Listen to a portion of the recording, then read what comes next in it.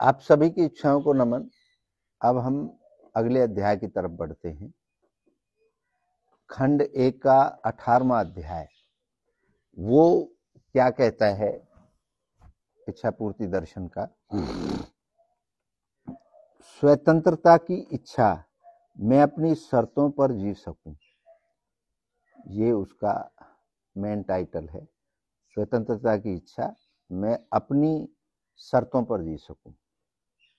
मैं बंधन नहीं, स्वतंत्रता चाहता हूं। मेरे निर्णय मेरे हों, मेरी राह मेरी हो। यह हर मनुष्य के भीतर गूंजती एक मौलिक पुकार है। स्वतंत्रता केवल राजनीतिक या सामाजिक नहीं, बल्कि मानसिक, भावनात्मक और आत्मिक भी होती है। हर व्यक्ति ये चाहता है कि मैं स्वतंत्रता से अपने निर्णय ले सकूं। ये कोई सामाजिक या राजनीतिक नहीं है, ये अंदर से भी है। अंदर से व्यक्ति चाहता है कि मैं अपने निर्णय खुद ले सकूं, खुद अपनी बात करूं, खुद बताऊं और खुद अपने निर्णय लूं। ये अंदर से इच्छा की तमन्ना होती है, इच्छा की इच्छा होती है। स्वामी राजेंद्र देव जी महाराज यानी मैं कहता हूं, मनुष्य का जन्म स्वतंत्र इच्छा के रूप में हुआ है। स्वतंत्र इच्छा के रूप में हुआ है। वह गुलामी में जीना नहीं चाहता, चाहे वह गुलामी विचारों की हो, समाज की हो या अपने डर की हो। जब हमारा जन्म स्वतंत्र इच्छा से हुआ है, हमारी अपनी ताकत से हुआ है, हमारे अपने दौड़ से हुआ है, तो मैं गुलामी क्यों चाहूं? ये हर व्यक्ति की अंदर की भावना होती है, अंदर की इच्छा होती है, और उसी इच्छा के तहत वह व्यक्ति आगे बढ़ना चाहता है। वह यह नहीं चाहता कि कोई मुझे गुलाम बना के रखे, कोई मेरे ऊपर आदेश करे। ये हर व्यक्ति की अपनी अंदर की मनोदशा है। पौराणिक संदर्भ है।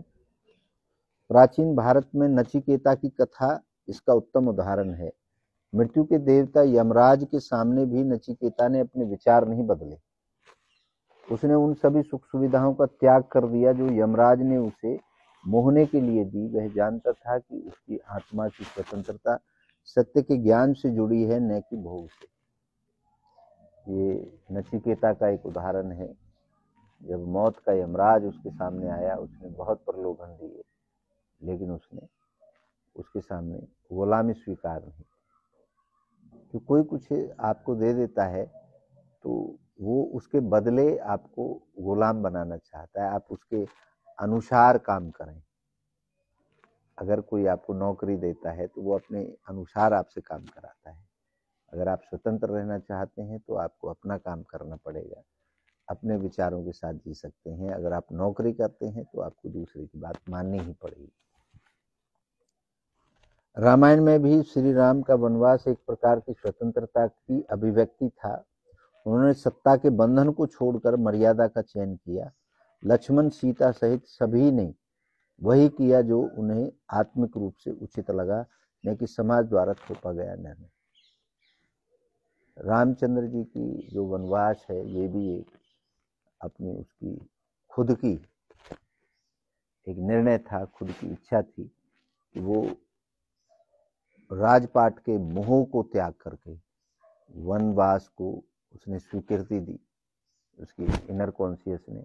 और लक्ष्मण और सीता भी उसके साथ गए, तो वो अपनी इच्छा की बदौलत गए, ना कि समाज ने उन्हें कोई ऐसा दिशा निर्देश दिया था कि लक्ष्मण को भी साथ जाना पड़ेगा और सीता को भी। ये बात यह बताती है कि स्वतंत्रता के साथ आप जो भी रास्ता चुनेंगे, चाहे वो शारीरिक कष्ट में दुनिया को लगता हो कि ये रास्ता खराब चुना है, लेकिन वह अगर आपके अंदर से इच्छा उठ रही है तो उसके लिए वो स्वतंत्रता का ही रास्ता है। आधुनिक जीवन की गुलामियां। आधुनिक जीवन में आज क्या गुलामियां हैं, क्या पैरामीटर हैं? आज भी लोग स्वतंत्र नहीं हैं। कोई मोबाइल की लत का गुलाम है, कोई दूसरों की राय का, कोई भूतकाल के दुख से बंधा हुआ है, कोई भविष्य के डर से है। स्वतंत्रता का तात्पर्य केवल बाहरी आजादी नहीं, बल्कि यह जानने से है कि मैं कौन हूँ और मैं क्या चाहता हूँ। जब व्यक्ति यह जान लेता है तो वह भीड़ से निकलकर स्वयं निर्माण की दिशा में बढ़ता है। आज लोगों को लत लगी हुई है, किसी को मोबाइल की लत लगी हुई है, कोई गरीबी भूतकाल में गरीब था तो उस गरीबी के बंधन से बंधा हुआ है। तो आज़ादी केवल भौतिक और शारीरिक नहीं, विचारों की आज़ादी बहुत जरूरी है। विचारों की स्वतंत्रता से आत्मविश्वास की बढ़ोतरी होती है। इच्छा पूर्ति धाम में स्वतंत्रता की इच्छा को जागृत करने हेतु विशेष स्वतंत्र आत्म ध्यान और डिजिटल डिटॉक्स साधना कार्रवाई करवाई जाती है। वहां बताया जाता है असली स्वतंत्रता यह है कि आप न चाहकर भी कुछ कर रहे हों, ऐसा न हो। निर्णय आपकी आत्मा की प्रेरणा से हो, न कि दबाव से, डर से, लोभ से, भ्रम से। ये हमारे शिविर भी लगाए जाते हैं जिनमें सिखाया जाता है कि आप कैसे गुलामी की लत से बाहर निकलें और कैसे स्वतंत्र हों। तो ये शिविर भी हमारे यहाँ पे जगह जगह लगाए जाते हैं, उनमें यह भी सिखाया जाता है। वैज्ञानिक विश्लेषण क्या कहता है? मनोवैज्ञानिक शोधों में पाया गया है कि जिन लोगों को अपने जीवन के निर्णय स्वयं लेने का अवसर मिला वे अधिक संतुष्ट हैं और मानसिक रूप से स्वस्थ पाए गए। आत्मनिर्णय सेल्फ डिटर्मिनेशन के सिद्धांत के अनुसार स्वतंत्रता, दक्षता, संबंध 3 मूलभूत मानवीय आवश्यकताएं हैं। जब व्यक्ति को अपनी स्वतंत्रता महसूस नहीं होती तो वह कुंठित और क्रोधित और भ्रमित हो जाता है। ये विज्ञान भी मानता है कि आप सेल्फ डिसीजन अगर नहीं लेते हैं तो आप बीमारी की चपेट में आ जाते हैं, और जब आप सेल्फ डिसीजन लेते हैं तो सेल्फ डिटर्मिनेशन से आपका आत्मविश्वास बढ़ता है, दक्षता आती है, मतलब आप कारगर साबित होते हैं। स्वयं निर्णय लेने पे आप खुद उसके जिम्मेदार होते हैं, और जब जिम्मेदारी आती है तो वो आपको आत्मविश्वास पैदा करती है। एक प्रसंग है, एक कथा है सच्ची, जिसका एक लड़की थी जिसका जीवन हर कदम पर परिवार और समाज के क्या कहेंगे से नियंत्रित था। वो लड़की हमारे पास आती थी और वो हर समय डरती रहती थी कि मैं हर समय यह डरती रहती हूँ कि लोग क्या कहेंगे मेरे बारे में। हमारे प्रवचनों में पहुंची, हमारे शिविर में पहुंची, वहां उसने पहली बार जाना कि स्वतंत्रता पाप नहीं। हम अपने प्रवचनों में सीधा कहते हैं कि स्वतंत्रता कोई पाप नहीं है। बहुत लोगों ने इसको पाप की श्रेणी में डाला हुआ है। भगवान से डरो, फलाने से डरो, उनसे डरो, उनसे डरो, भूतों से डरो, फलाने से डरो। तो ये सब हमारे उसमें नहीं होता।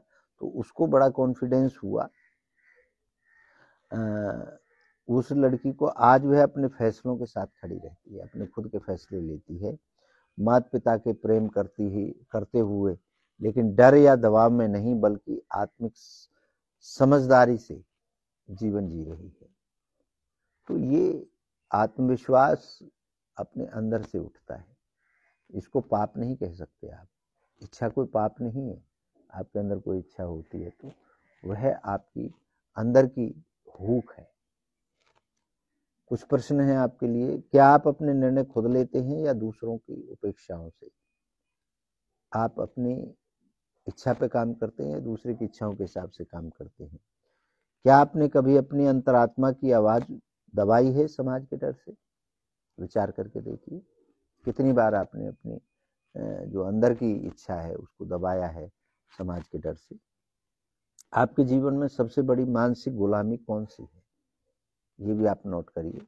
आपके जीवन में आप याद करिए कि आपके जीवन में कौन सी आपकी सबसे बड़ी गुलामी है। उदाहरण, जिस दिन तुम अपने निर्णय स्वयं लोगे उसी दिन से तुम्हारी आत्मा का जन्म होगा। स्वामी राजेंद्र देव महाराज।